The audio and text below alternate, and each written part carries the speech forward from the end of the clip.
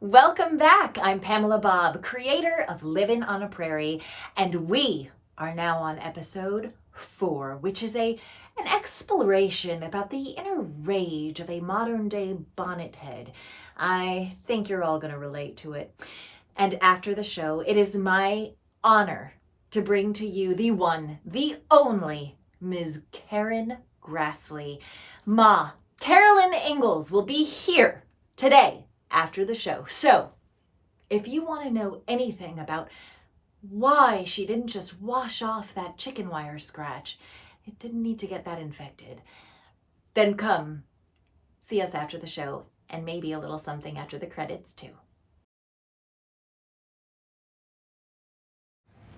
So he's in the lab or whatever, right? And the camera pans slightly out and we see the sirens flashing and like, he's done. They're coming for him, right? But he just stands there and he rests his hand on like this meth tank, I guess. And it slides off and there's this smear of blood. And it cuts to him just lying there as the camera pulls back and that song Baby Blue starts playing. Do you know that song? My Baby Blue, you know that song? Yeah, it's amazing. Easily the best episode of television I've ever watched. I can't believe you haven't seen Breaking Bad. So, what do you like? Let me guess. You're a Stranger Things addict. What? 280s throwback? Okay. Let's see. I mean, Orange is the New Black is so obvious. It's a crowd pleaser. Never seen it. Really? What about Transparent? Jeffrey Tambor's amazing. I'm just so bad with keeping up with the new shows. You know, I don't watch that much TV. Come on, everybody watches TV. Here, paint me a picture, okay? You just came home from a long day of work, you got your jammies on, you got your feet up. What is Pamela binge watching? Come on. I promise I won't laugh. Your favorite TV show, go. Well, Little House. Little House on the Prairie. Oh my God.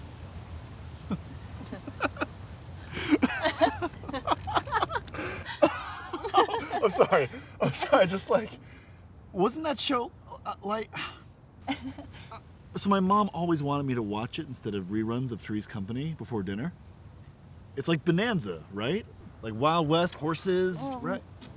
Not exact. Well, okay. Michael Landon was technically. There were horses. I'm sorry. No, God, no. Little House was about this family in a rural community. It's like the Waltons. No, not at all like the Waltons. Very, very different than the Waltons. No, Little House they dealt with some pretty serious issues, you know, sometimes just basic human survival. Like the Waltons. No, not like, okay, first of all, let's just make one thing clear. Little House on the Prairie was not at all like the Waltons. Not at all. No, Little House on the Prairie was about a family, a community, and the love that they shared and the hardships that they endured. Clearly you have never seen an episode of it, because if you did, you'd know that Little House on the Prairie was way deeper than the Waltons. Way deeper. So, you know what? Let's even stop saying the Waltons, because there's literally like not even a comparison between the two. So. Okay. No, not okay. Not okay. Because they dealt with some really serious shit on that prairie. Some serious shit. Okay. No. Not okay. Not okay. You don't even, because racism. Several episodes on racism. Like the one where little Willet's from Different Strokes, he runs away from home, and the Ingalls want to adopt him, but they can't because he's black. So, race relations. Oh, and what about drug addiction? You like drug addiction? You like drug addiction because apparently morphine was some crazy ass fucked up shit in the 1870s. You know, because, you know, one, Mary's piano teacher who came back from the Civil War and had post-traumatic stress disorder, and two, Albert Albert was addicted, and then he stole that shit from Dr. Baker, and then he went through withdrawal, and he vomited all over himself. He vomited. No, you think John Boy ever vomited on himself? So, oh, and what about Ma? What about Ma almost cutting off her own leg? You know, just one little scratch from a chicken wire, and the next thing you know, she has some big-ass knife over the fire, and she is literally about to slice her leg off. So, what, you think the Waltons pulled that kind of shit? No. Blindness. Obesity, dying babies, little people, Jews. And if it is still unclear to you, I have one more thing to say. The two-parter episode where Albert's girlfriend gets serial raped by a clown. Clown rape! I mean, for God's sake, do you hear me? And then she gets pregnant and she dies. She was only 14 years old. I mean, does this mean nothing to you? Does this mean nothing to everybody? Why is this so difficult to understand? Clown rape! You eating this?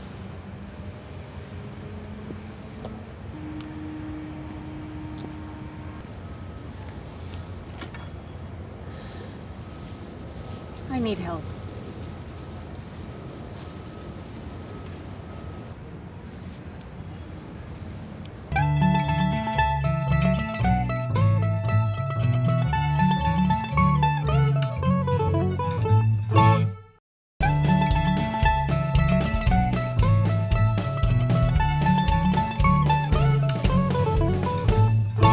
Hello and welcome to Prairie Talk. After the show, we just showed you episode 4 where Pamela loses it, and I might lose it right now because with us we have the incomparable, wonderful Karen Grassle, who played Ma Carolyn Ingalls on Little House on the Prairie. Thank you for being here, Karen.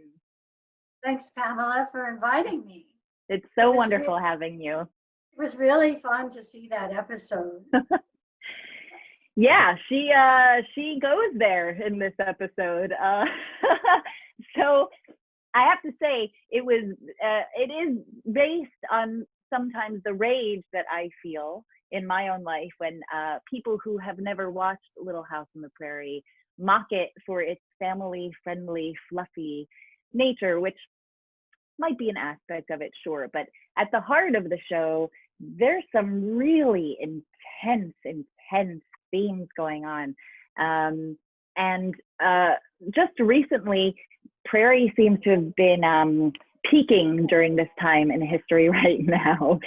We have the Boston Globe, the New York Times, New York Post, all these other publications talking about Little House on the Prairie, how it's required viewing right now.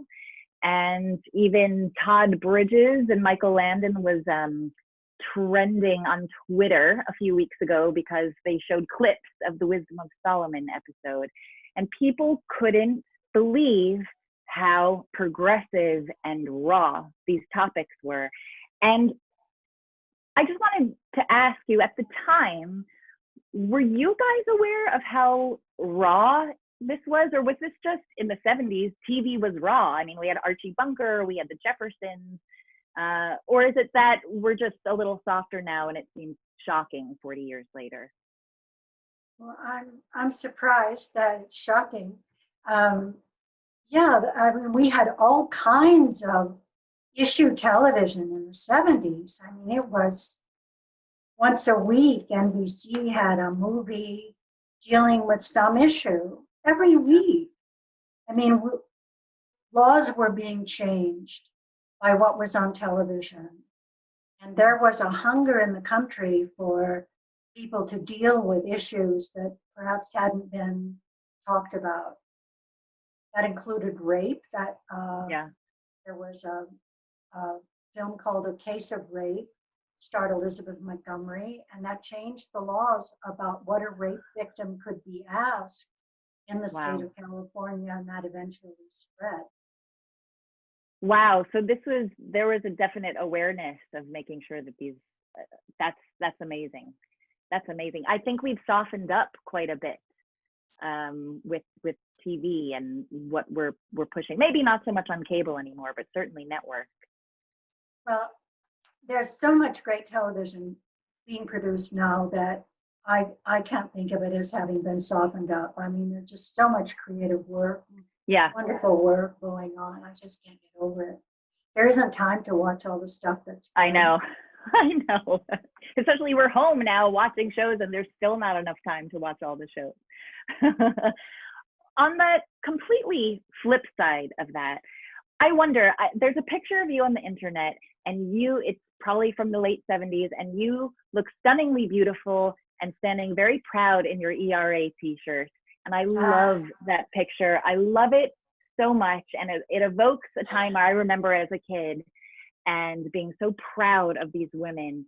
And it made me feel proud that Ma was also standing in this shirt. And I wonder if there was any conflict within you of the fine line that Little House on the Prairie rode of portraying the very real life of the pioneer woman, and also this fantasy pioneer life of the blissful domestic wife. And I'm curious as to whether that was something that you felt a struggle with at all. That's a wonderful question. In fact, the show is based on the Little House books. The Little House books are for a young audience. They are not realism. It was very clear early on that Mike was not going to do naturalism with this show.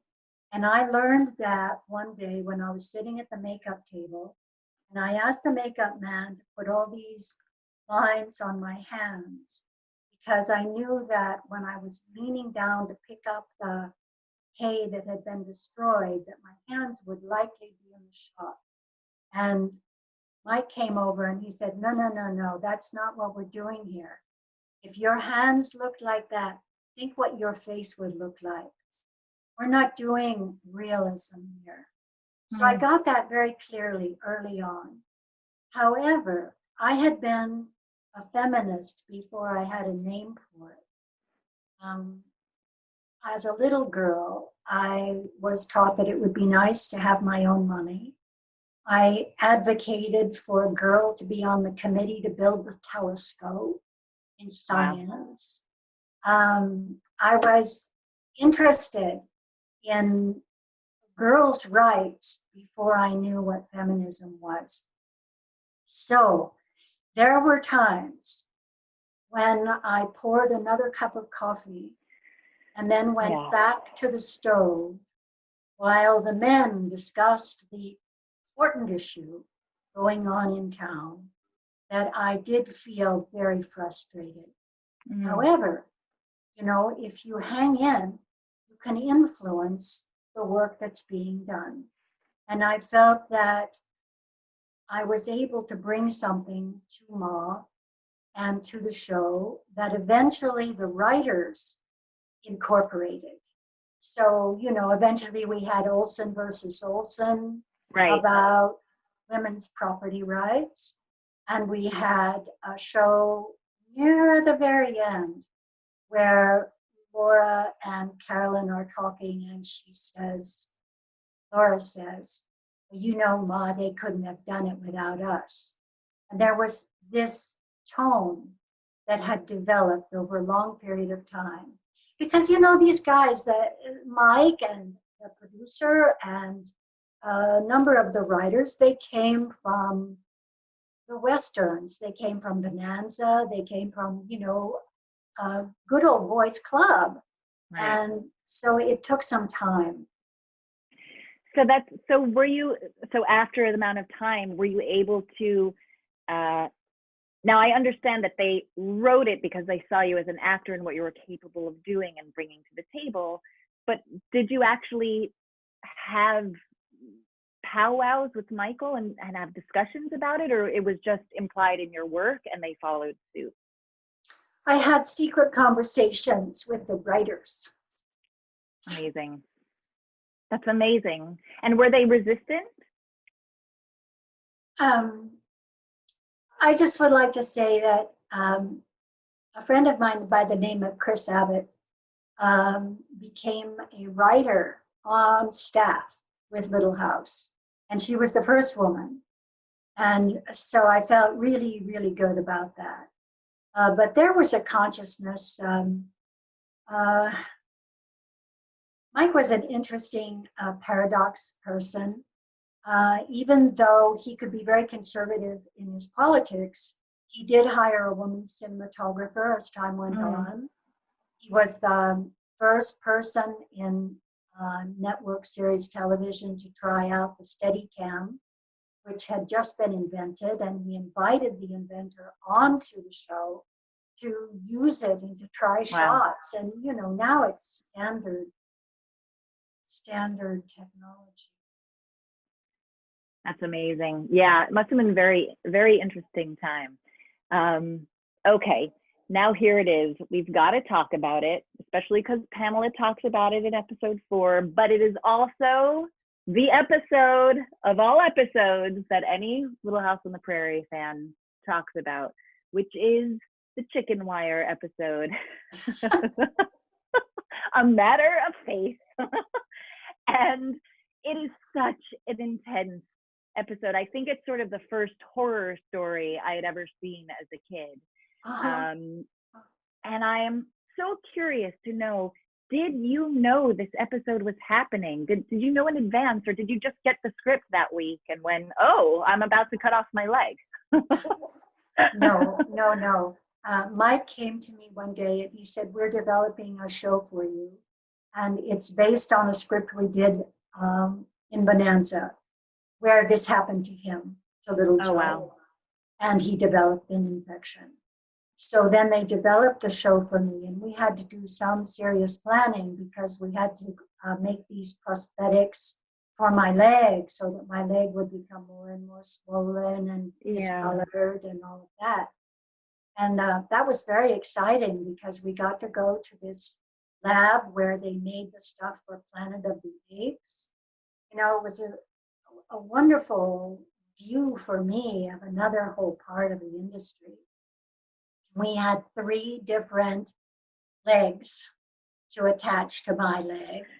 And my makeup man, who was Whitey Snyder, who had been Marilyn Monroe's makeup man, he had this happen to him when he was working on a picture in the Caribbean. And he had developed an infection like this in his arm. So he knew what that looks like. Wow. And so when he started painting these garish colors on those legs, I was like, really? He said, oh yeah, no question. They had to fly him out back to Florida, or gangrene would have set in and he would have lost his arm and his livelihood. So it was no fooling real, Yeah.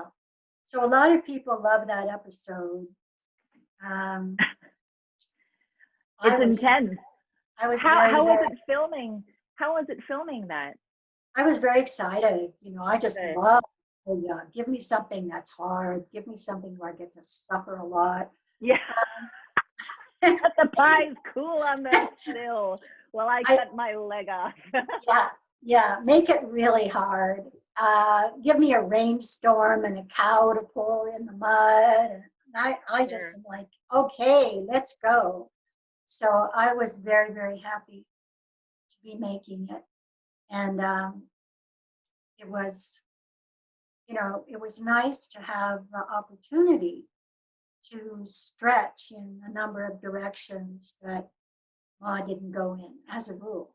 Yeah, I said this when I was talking with Dean. I was saying anytime the women's hair was down, you knew it was a really big deal. Like when Laura was out of her braids, she was a woman, finally a woman. And with Ma, it was like there were only a couple episodes where we really literally saw your hair come down. And that's one of these episodes, where when Ma's hair comes down, it's getting serious, because we never saw her that way. I had the most wonderful hairstylist.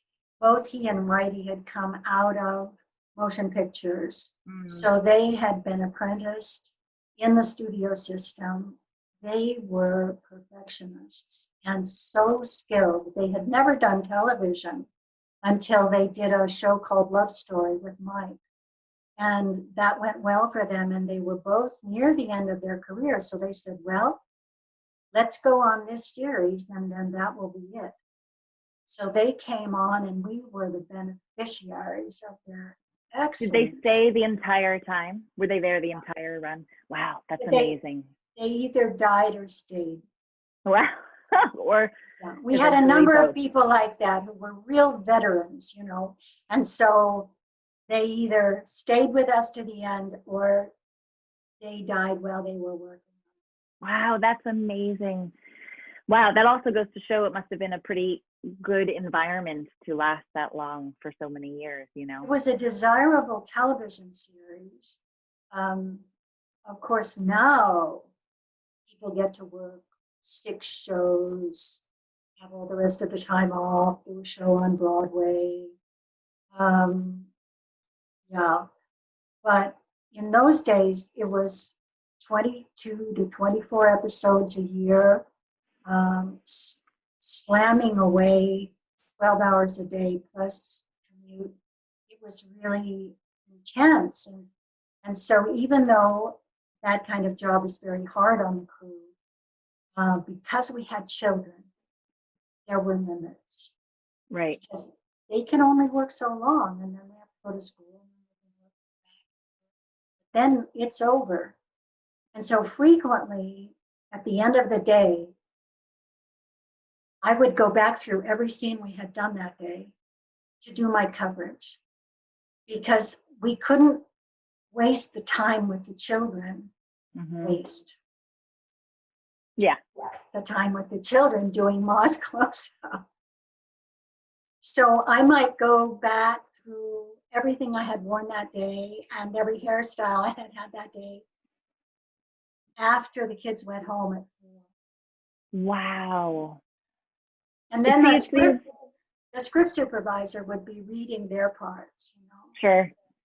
Yeah, it's these things that we don't realize as the viewers of, now this happened at 4 p.m. when you actually filmed that at 10 a.m. that same day. Yeah, that's amazing. Speaking of your children, how was it working with these, well, I'll say your children, I'll say Melissa Sue and Melissa Gilbert and Matthew Laberteau, such talented, I mean, the talent in these kids was baffling. How was it, were they fresh off, I guess not fresh off the boat, they were children, of course they were fresh off the boat. How was your experience working with them? Well, I always loved children and I found it easy to relate to children. Yeah. So it wasn't that much of an issue for me. It wasn't like working with a fellow actor. You know, if I did a scene with Pamela, it would be a very different thing. I couldn't have the same expectations.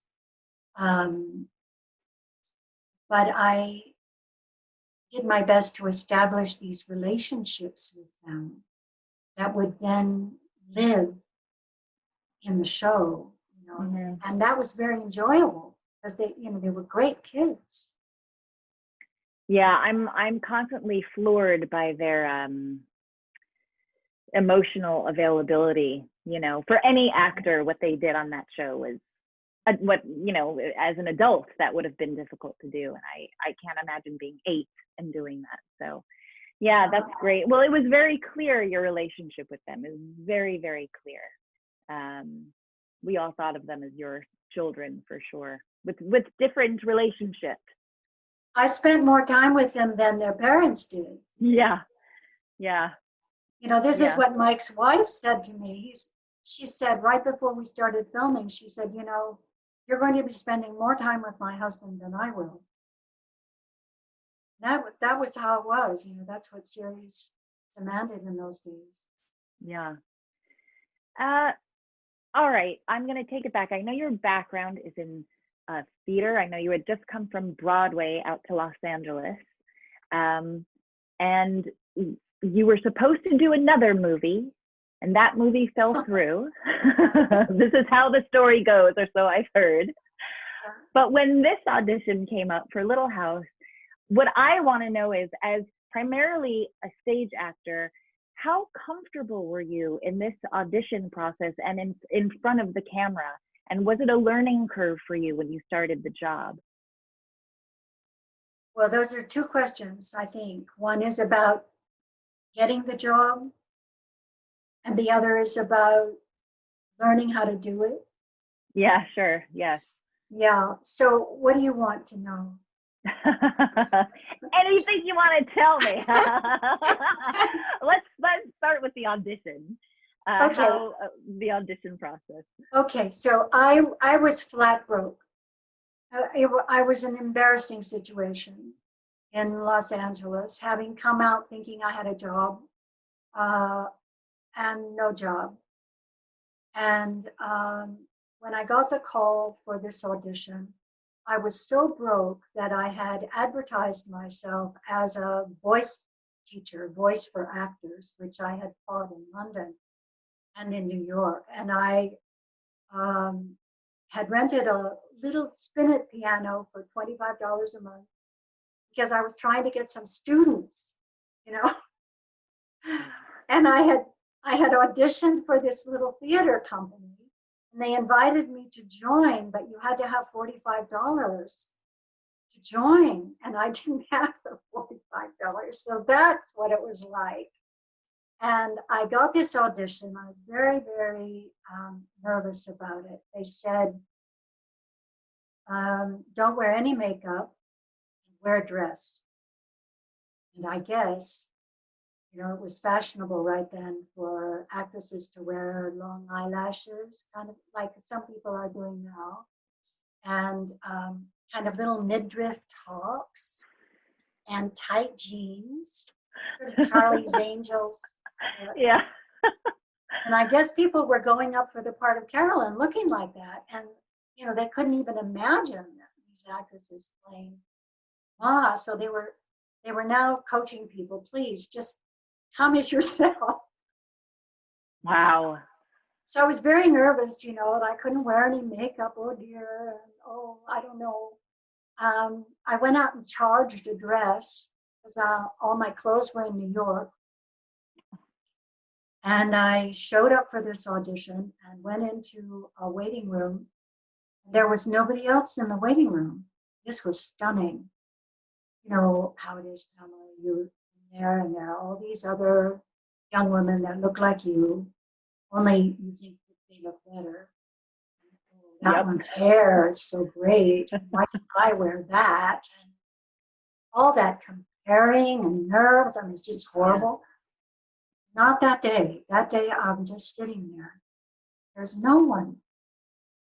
Then they call me into the office, and it's a big, spacious office. And casting director from NBC introduces me to Mike and to Ed Friendly, who was also the producer. And Mike and I read together. No, first I'm interviewed. Oh, and I hated those interviews, you know. For those Tell of us you something about yourself. Is that the question? Yeah. That's it. Yeah. The question that every actor just dreads, you know. It's like, so they always ask you that. And I thought on this particular day, I just hope I don't freeze. I hope I can tell them a little about myself. But I was very comfortable. Maybe because I hadn't been sitting in a waiting room comparing myself with everybody else. And I told them the story of how my Broadway break, that was going to be my big breakthrough, closed in 5 days. And I told them about coming out to make a movie that fell through. And, you know, we had a good laugh about all this bad luck. And then they said, thank you very much. And I left. And on the way back, I thought, uh-oh, I told them I'm a loser. This is terrible. And then I thought, and this was a good insight.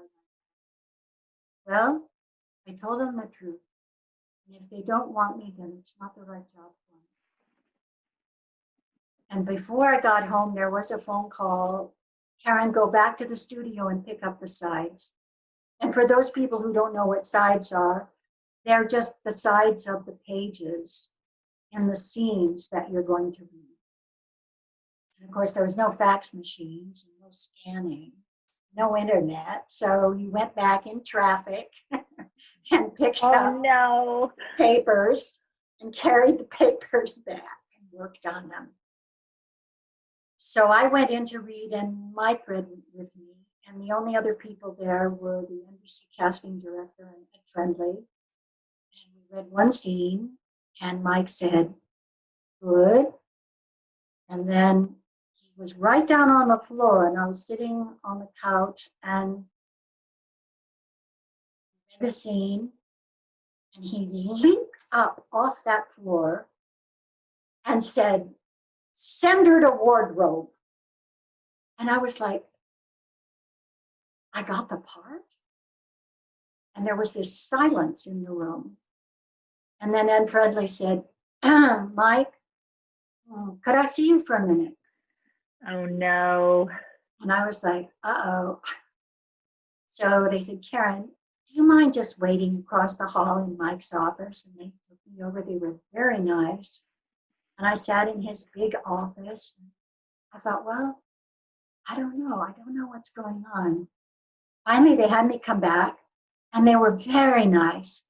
Thank you so much for coming in. It was just lovely. And I'm like, yeah, but. So wardrobe, right? Yeah, what? And they didn't say anything except Oh, pleasant, very pleasant.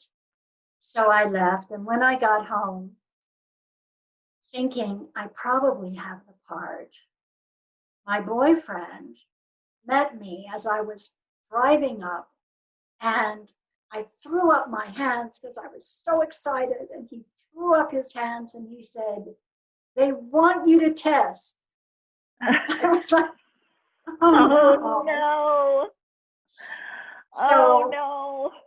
they set up a closed circuit interview with the executives at NBC in New York, because Karen Grassle, who's that? So Mike arranged this interview, and we did it, and they accepted me. So Mike wanted you on the spot, but they knew that they had to go through NBC to okay it. Oh no, that's a wonderful, terrible story. That's like every actor's dream and nightmare at the same time. Yeah. That is intense. So how long was it after they said they want to test? How long did it go after that until you knew you had the part? Well, they were up against it. They were supposed to start filming in January, and it was almost Christmas. And they had cast all the kids. They had cast Mr. Edwards, and they did not have Mom. They were out scouting locations in Northern California. And in fact, they canceled a couple of my auditions because they were out of town. Wow. So they were right up to the wall, and they needed Mom. So there wasn't much of a delay before I did this test, and then. Wow, that's agony. I was so excited, and I thought, oh boy, this thing, it'll probably run 3 years. I won't get to do any other parts during that, but I'll get a name. And I knew there had been so many cases where I had missed out on a part because somebody had done one movie, show, and I thought, I need that name. It was 8.5 years later. That's crazy. And the show, look at it. Just look at the legacy of the show. I mean, you certainly have a name. That is undeniable. We couldn't have imagined it lasting like this. It's amazing. So then in terms of your, now you're on set, you're doing the job. Have you ever been in front of a camera before? Yes, I had done soap operas and plays Oh, in New York. So I okay. had done soaps, but that's very different situation because there you've got, like a stage. You've got a little set with walls, and the camera is basically just out in front of you. It's not, shooting coverage. It was live actually. Yeah.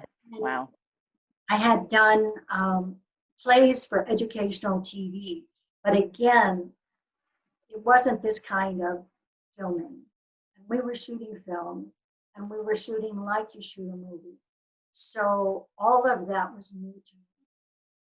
And I felt I had to trust my training, that I had been trained to work with whatever space I was in.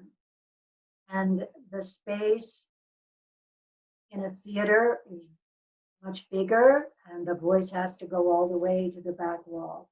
But if the space is that camera or your partner, then you're a sensitive actor, you adjust to that. Yeah, and what I love about your performance, and as an actor, what I love about your performance is the smallest subtleties you have that read so crystal clear. Ma has such depth without having to say a word, and I'm sure that was part of your frustration at the time, also, of not being able to say it. But how you maneuvered that really takes an actor that has the chops, Oh, like the craft. thank you. I had a lot to learn, a lot to learn. And Mike was very patient with the kids and with me. And we had that period of making the pilot, which was like a period of grace, because we were just this small little company out of town, in the countryside, the mountains, and then on this ranch. And we were working really intimately. And during that time, um, I had, I'm sure, made a lot of mistakes. And Mike was really great, encouraging and patient. And I felt like, that he liked my work. Yeah, well, he clearly did if he jumped up and said, "Get her to wardrobe." You like Yeah, you but knew. I had a lot to do after that. Okay, well, I think it's time to ask a couple of the fan questions. As you know, we've Okay. asked the fans to write in, and we have a couple of really good ones. I'll do the first one right now. Rebecca wants to know, and I thought this is an interesting one. For Karen, what was it like to work on a set that had what was it like to work on a set that had such a strong macho male culture? Were there any storylines you would have liked to do with your character that you didn't get to do?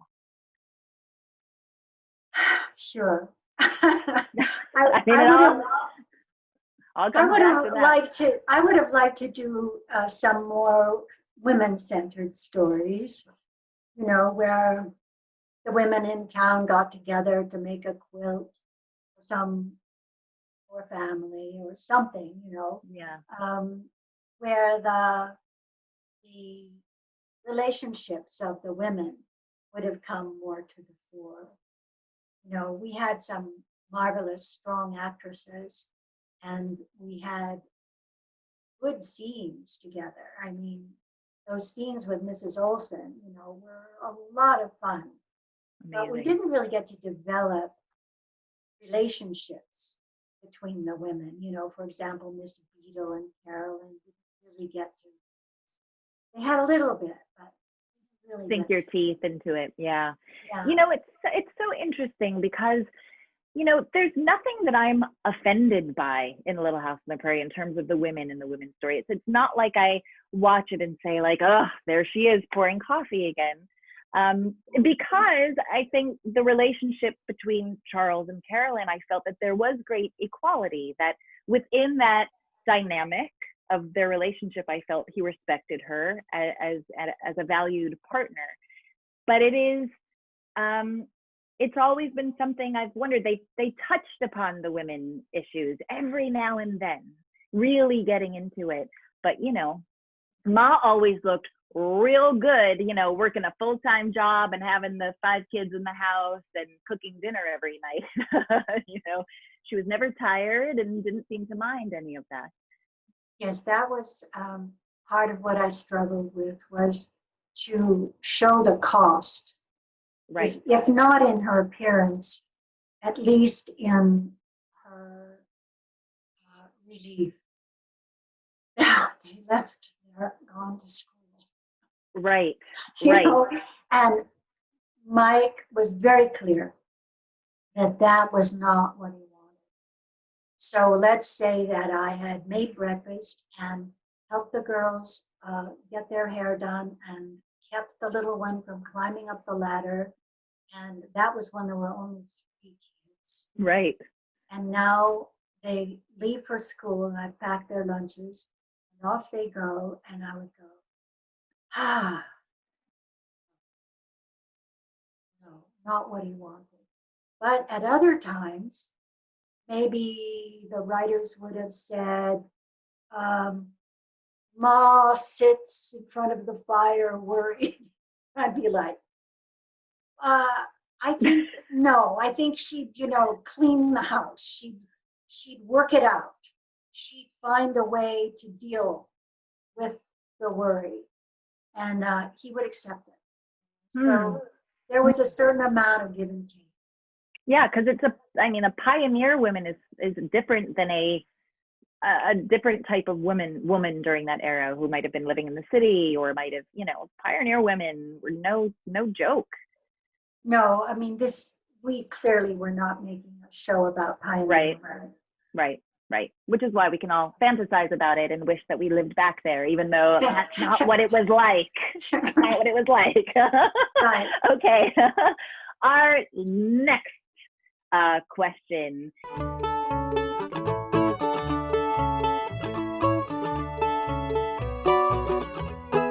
Hi, Karen. This is Leah from Arvada, Colorado. And my question is, I was wondering why there was no farewell for the Ingalls when they moved away at the beginning of season 9. We all lived in Walnut Grove with the family, and one day they were gone, with a small explanation from Laura. As an actress, I'm sure you wanted closure on the character you played for the past 8 years. Is there a behind-the-scene story as to why you all were not brought back, at least just for one last episode to say goodbyes? Thank you. Well, that's an interesting point.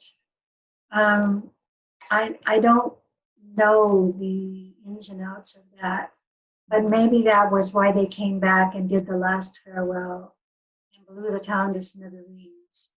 You know, was to say it's over. Yeah. I really don't know. You know, it was my desire to move on. And I let the company know a year in advance that I wanted to move on. Why they didn't write something to cover that? Maybe because they were keeping the door open for what would happen. Yeah. Specials later. No, I don't really know. Was that upsetting to you, or you were ready to move on at that point? So What? Was it upsetting to you that there didn't seem to have a kind of closure to your storyline before leaving, or? Honestly, I don't remember. It was upsetting to me that my character wasn't given her full due before she left. Yeah, I would agree with that. Yeah, very, very interesting. Well, the last question, was it, let me say, who said it? Meg, she actually was a winner from another interview that we did, but this question was too good, I couldn't stop it. This question is for you. Was it easy or difficult to keep a straight face when quarreling with Mrs. Olsen? Oh, wasn't that fun? Oh, it was so fun. Well, it wouldn't have worked. It wouldn't have been amusing for other people if I had been amused. I had to be annoyed. I had to be superior. And I had to be fighting for my extra penny, on those eggs. And if I hadn't been committed, it wouldn't have been funny. So I loved playing those scenes. Catherine McGregor and I used to just go over and over and over those lines because we wanted it to be very spontaneous when we did it. That's amazing. I love the dynamic between you guys too. And then also the heart. You love hated each other. It was such a very interesting story. Dynamic. Later when the Olsens were really suffering. Yeah. Carolyn had real heart for her. Yeah. It was really great to watch. Well, those were our fan questions. My last thing I want to say to you is you've had an incredible career, pre-Prairie, post-Prairie, in film, TV, theater. You're teaching. I don't know if you're still teaching, but you've taught and directed. And I hear that you have a memoir. Can you please tell us about that? I do. I have this book, and I don't know why it's taken so long for someone to decide to publish it. I know. But it has taken long. And I think it might partly have to do with the fact that I haven't done that much social media. Yeah. And that's very important to publishers now. But anyway, I have time to get my social media act together, Pamela, before it will come out, which will be more than a year away. You know how things are in the publishing world is very, very slow. Yeah. So I'm just at the point now of finalizing the contract and beginning to set things up. That's great. I cannot wait for it. Honestly, I'm so intrigued by your career. I want to know more about you. Your work has been so inspiring. I know that the fans that have written in, they're so excited to see you. They have such warm feelings towards you. And some of them have written in not even with a question, but just to say thank you to you personally. Thank you. Thank you very much. That's very heartening. You know, we all worked really hard.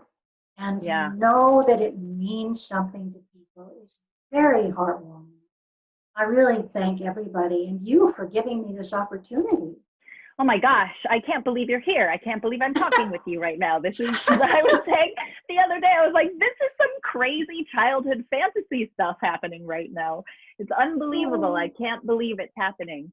I also wanted to say to the viewers, I mentioned this to you before we started recording, that I watched on YouTube Karen's movie Battered, which she wrote and developed in, I believe, 1978. It was an NBC film. I believe that's when it went on the air, yeah. And it's so good, and it's still so relevant, and you're so wonderful in it. The cast is amazing. Kenny Lester's in it. Was that a coincidence? Had you known? No, it wasn't a coincidence. I was actively involved in the casting of that, and my friend and I that co-wrote it were given that kind of privilege by our producer. Yeah, the cast is amazing. LeVar Burton, and it's on YouTube. Check it out, Battered. And I really genuinely cannot wait to read your book. I'm just waiting for it to come out now. Anyway, I really want to thank you so much, Karen. This has been such an honor for me, and I know for our fans. And thank you for making popcorn the sexiest bedtime snack. You know what I'm saying, people. Thank you so much, Pamela. Of course, my pleasure. And come back next Sunday for another episode of Livin' on a Prairie. And another very special guest from the cast of Little House on the Prairie will be joining us after the show. And follow us, like Karen is about to, we're all about to follow Karen on social media, but follow us too on @Prairie TV and here on the website, www.livinonaprairietv.com. And also join us for our finale on June 21st. It is the Actors Fund benefit and fundraiser. They have some really exciting things planned. So stay tuned for that and for that big announcement. And while you're here, you can already get started. You can go to www.actorsfund.org/donate. There's a button right down there you can click. It'll take you right there. And Karen and I were talking before, we both had theater jobs over the summer that have now been canceled. So the arts and the artists and people who make shows that you love, like Little House on the Prairie, it's an uncertain future at the moment, so we need your help. So donate when you can. And Karen, thank you again. Thank you. Bye. Bye.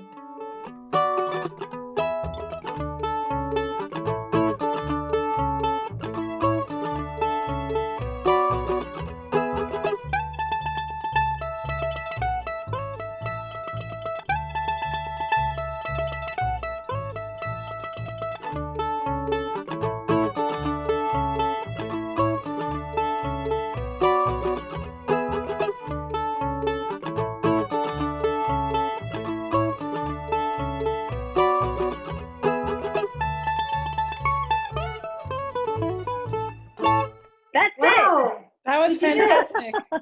We did it. I laughed, I cried, it was a roller coaster of emotion. I would listen to you read the phone book. Thank you again so much. Well, it was really fun. Thank you good. both. Why are we doing this to ourselves? This is horrible. Let's do more interviews and then I'll puke the morning of. You know, some people may be thinking they're going to see this person when we interview Allison. Do they think they're going to see Nellie Olson? Are they going to see Ma? Are they going to see Miss Beadle? And maybe Miss Beadle is not as Miss Beadle as everyone thinks she is, you know? Ah, I liked you as Ma. Zoom, that's, well, this is Zoom. This is a business meeting thing. She laughed at the popcorn joke. Yeah. Hallelujah. That was great. And I even think we have a moment for after credits if we want. I'm gonna have a drink.